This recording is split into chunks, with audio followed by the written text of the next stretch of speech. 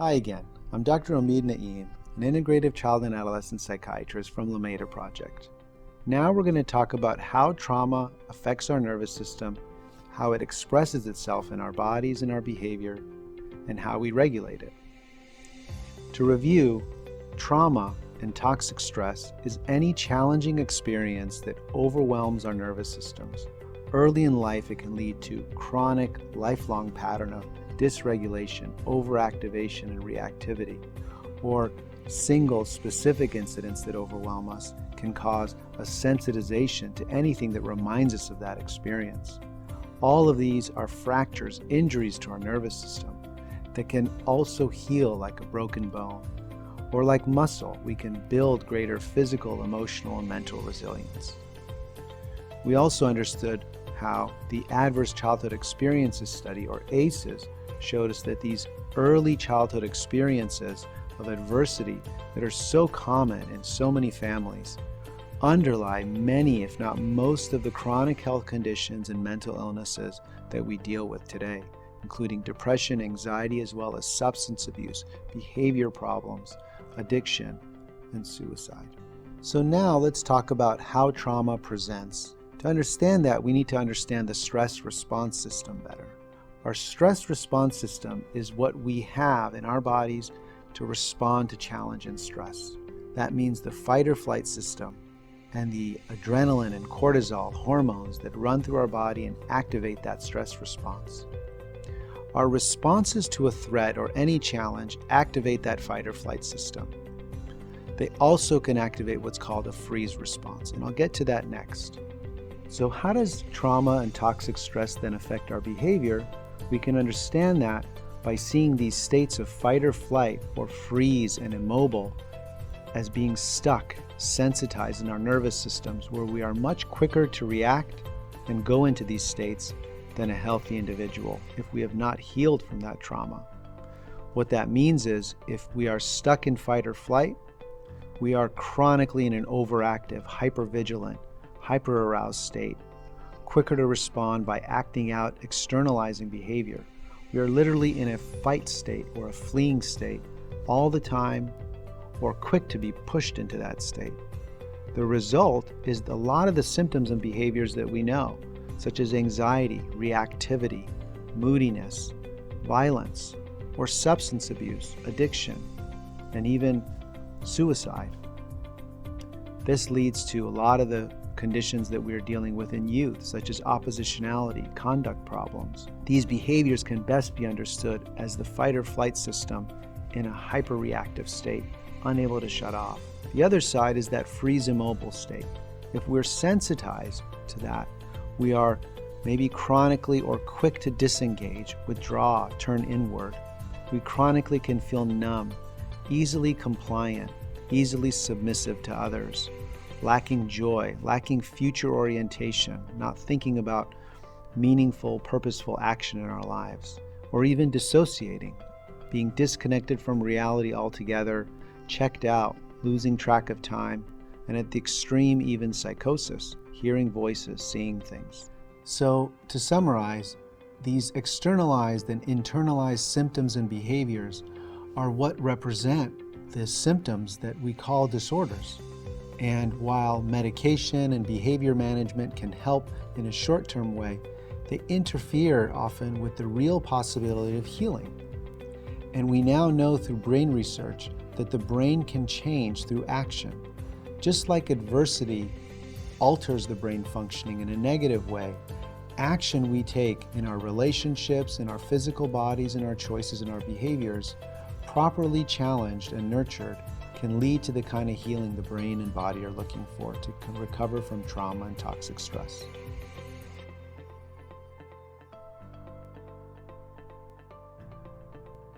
So now let's go a little bit deeper in understanding where the stress response system resides in order to understand how to regulate it better and to understand how the symptoms of trauma are affecting our behavior and our symptoms. To do that, we need to understand how the brain functions through what's called bottom-up regulation. Bottom-up regulation is a term to describe how the brain processes information from the bottom up. What do we mean by that? Looking at the graphic of the brain, we can see how the brain is actually made up of three separate parts. There's the brain stem and diencephalon, which make up what's called actually the primitive brain that we inherited from our reptilian ancestors. The second part of the brain is the limbic system. This is our emotional capacity as mammals. And the third is the frontal cortex, specifically the prefrontal cortex, where we develop the mental capacity to reason, have knowledge, and tell stories. So let's go through that one by one. The brainstem is our primitive brain circuitry. Like I said, it's what we inherited from reptiles, and it's our basic mechanism for regulating the internal physiology of our body in response to the external physical world. So the brainstem regulates our physical reality, and that is where the stress response system actually resides. When we said earlier that the stress response system and fight or flight are not under our control, what we mean by that is that it resides and emanates from that brainstem, and it's a primitive part of us before the level of thinking and even feeling. And it regulates in response to pattern and rhythm. Just like the sun going up and sun coming down, these rhythms that the physical world is governed by are exactly what the brainstem is designed to regulate itself to. And we know that feeling of when we're regulated, when we feel in flow in our physical bodies in response to the physical environment we're in. That feeling of rhythm, vitality, energy, as well as peace and safety is when the brainstem is in flow.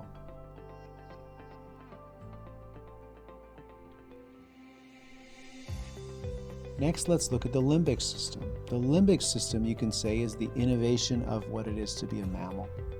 As we evolved beyond reptiles and became mammals evolutionarily, it is this part of the brain that evolved. And what it afforded us was the ability to communicate between individuals. As mammals, we cooperate, we form relationships, and being in relationship is actually a more optimal state of survival. Together, we can accomplish more. The research shows that. And this is where that capacity arises from.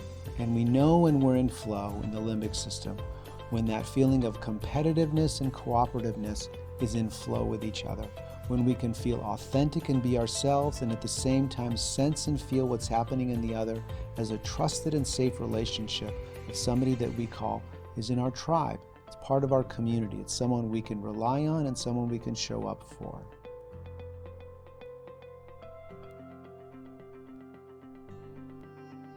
So next, let's look at the prefrontal cortex. You can say this is what makes us human. The ability to tell stories, reason, hold knowledge, make sense of the world through image and representational information.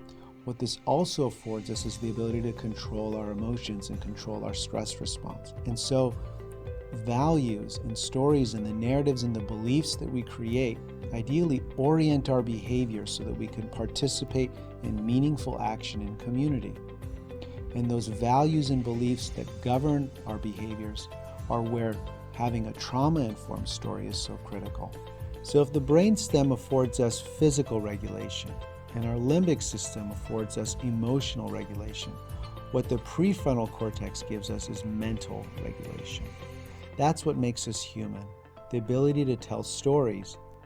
Mental capacity, cognition, affords us the ability to put ideas together, reasoning out, for instance, the past, reasoning out the present, and using our imagination comes from also cognition in order to have a vision for a future and change.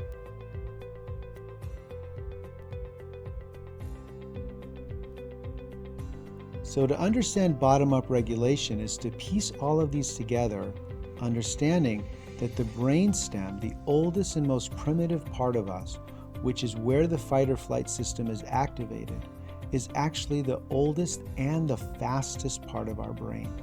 We know this because when we become stressed, when we're sensitized or we're in a reactive state, or having an appropriate response to stress, we can become hijacked. We may not be able to connect as easily and we can't think as clearly. Those experiences of not being able to think clearly or not being able to connect clearly because we are feeling overwhelmed is because the brainstem has become activated. And because it's the fastest one in the brain, it can hijack those other parts of our brain. And that's what's important about bottom-up regulation theory and understanding how we help people who have trauma, is to know that we have to work at the right level. We have to first be regulated in our bodies in order to connect. And then to be able to connect, we can then reason out, think through, problem solve better, create a meaningful vision for change. Now, what does the brainstem need to heal? The brainstem needs exactly what it evolved to thrive in. Physical environments that are rhythmic, patterned, predictable, moderately stressful.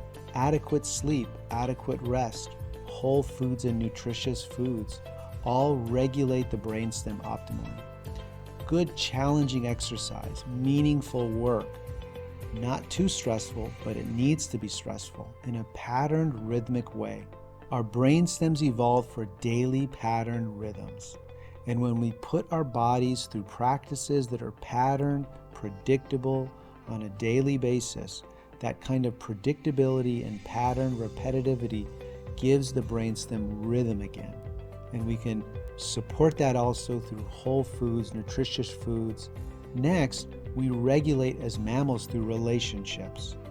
So not only do we feel in flow in trusting relationships, but when day to day those relationships are patterned and predictable, where we see the same people and there's a predictability and a reliability to that relationship being the same day to day, the brainstem then through those relationships can also heal and thrive and reach its optimal resilience. Last, the brainstem regulates through a coherent narrative. When we have a narrative about our lives that pieces together the past, the present, and has a future orientation that's built on a vision of our own intrinsic values, bringing purpose to our lives through a narrative that's meaningful, accurate, and positive, that coherent narrative orients our behavior, orients our action and our practices in a way that we can institute into our lives, supporting the brainstem and the limbic system, coming into flow, supporting optimal resilience in these three different systems in our brain, and bringing optimal resilience to healing through trauma and toxic stress.